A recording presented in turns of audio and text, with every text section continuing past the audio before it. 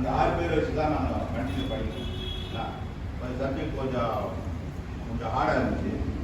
ஆனால் வந்தவங்களுக்கு அது கிரகிக்க முடியலன்னு நினைக்கிறேன். நான் 6வது மாதம் டீச் பண்ணி வந்தேன். நான் கேட்டது அவங்க என்னென்ன 6 மாதம் 2 மாதம் கேட்டாங்களோ அது என்ன பண்ணோம், 20 நிமிஷம் டைம் கொடுத்தேன். அது சம்பத்து இருந்தால் ஏதோ கொஞ்சம் டச் பண்ணார். பேருக்கு யாரும் அந்த அப்போ அதனால் என்ன பண்ணிட்டோம்னா அதை மாற்றிட்டேன். இப்போ எதை மாற்றிட்டேன், அந்த லெவலில் இல்லை, இன்னும் கொஞ்சம் கீழே இறங்கி போகலாம். புரியணும். முதல்ல பைபிள் புரிஞ்சாதான் நம்மளால் என்ன பண்ணலாம், உள்ள போக முடியும். இப்போ சொன்னா இல்லையா, உலகத்தை கலக்கிறவன் வந்தாங்க. எங்கே கலந்துச்சு சொல்லி காரணம் நம்ம தான் காரணமா இருக்கோம். இப்போ பார்த்தீங்கன்னா சப்ஜெக்ட் போகலாம். அந்த சுவிசேஷ புத்தகத்தை எப்படி வாசிக்கிறது தான் சப்ஜெக்ட். முன்னாடி சில காரியம் பார்த்தோம். நம்மலாம் அந்த ஏன் இப்படி இருக்கிறோம்னா ஒரு காரணம் என்னன்னு கேட்டீங்கன்னா, நம்ம எப்படி பைபிளை படிக்கிறோம்.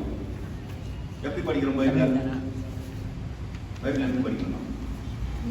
ஈஸ்வரா டெய்லி படிக்கிறோம் இல்லையா? எப்படி படிக்கிறோம்? பைபிள் எடுத்த உடனே சின்ன அதிகாரம் தான் படிச்சு முடிச்சிடும். அதுதான் நல்லா செய்யுது. அப்ப என்ன ஆச்சுன்னா, அது சின்ன அதிகாரம் படிக்கிறதுனால அது பைபிள் படிச்சுட்டு ஒரு திருப்தி வரணும். பைபிள் படிச்சுட்டு ஒரு திருப்தி வரும்.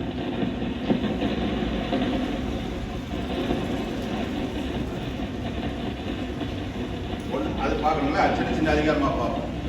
ஒரு சின்ன அதிகாரம் சொல்லுங்க பார்க்கலாம்.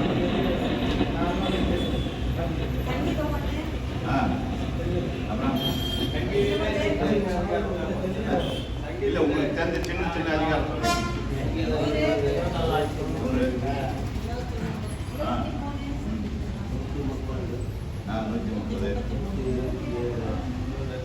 பெரிய அதிகாரம் சின்னது ஒண்ணுக்கு இது 118 சின்ன அதிகாரம். பெரிய அதிகாரம் இப்ப என்னன்னு கேட்டீங்கன்னா, நல்லா கவனிங்க. அப்ப ஏன்னா இன்னைக்கு புதுசா நீங்க இதுவரை கேட்டுக்க மாட்டீங்க. புதிய ஏற்பாடு தான். மத்திய மார்க்கு லூக்கா எடுக்க போறேன். இப்ப பாத்தீங்கன்னா சின்ன அதிகாரம் என்ன பண்ணிடுறோம், நம்ம படிச்சு முடிச்சிடறோம். படிச்சு முடிக்கிறதுனால என்ன ஆயிடுச்சு, இன்னைக்கு நான் பைபிள் படிச்சு முடிச்சுட்டேன், அந்த ஒரு திருப்திக்கு வந்துடும். அடுத்தது எது புரியுதோ அதுதான் நம்ம அப்பப்போ படிச்சுக்கிறோம். எது புரியுதோ அதுதான் அப்பப்போ படிக்கிறோம். எது நல்லா புரியுது நமக்கு, எடுத்தோன்னா பாதியில் வரணும். சங்கீதம் நல்லா புரியுது, நீதிமொழிகள் நல்லா புரியுது, தெலுங்கு தமிழ் புரியுது நல்லா இல்லையா?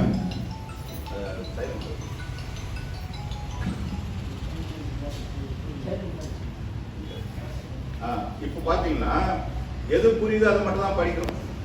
புரியாது என்ன பண்ண மாட்டோம், படிக்க மாட்டோம். அதுக்கிட்ட போறதே இல்லை. உதாரணம் காட்டிங்கன்னா எரேமியா, புலம்பல், எசேக்கியேல் இந்த மாதிரி புத்தகத்துக்கிட்ட போறதில்லை. சின்ன தீர்க்க புத்தகத்தெல்லாம் போறதில்லை. எது புரியலையோ அதை ஸ்கிப் பண்ணிடும். கடைசி வேலை அப்படித்தான் இருக்கிறோம் எல்லாரும். கரெக்டுங்களா? எப்போ புரியலனாக்கா என்ன பண்ணணும், புரிஞ்சவங்கிட்ட கேட்டுக்கணும். எனக்கு தெரியும் கொஞ்சம், அவருக்கு கொஞ்சம் தெரியும்னா என்ன பண்ணணும், அது கேட்கணும். இப்போ லேவியராக புத்தகம் இருக்கு. லேவியராக புத்தகம் டெய்லி யாரும் படிக்கிறதே இல்லை. இன்னும் கூட ஒரு சொல்லுவாங்க, அது பழைய ஏற்பாட்டில் இருந்து லேவியர்கள் கொடுத்த நமக்கு என்ன பேசுவாங்க இல்லைங்களா? இப்படிதான் நம்ம பைபிள் படிக்கிறதெல்லாம் இருக்குது.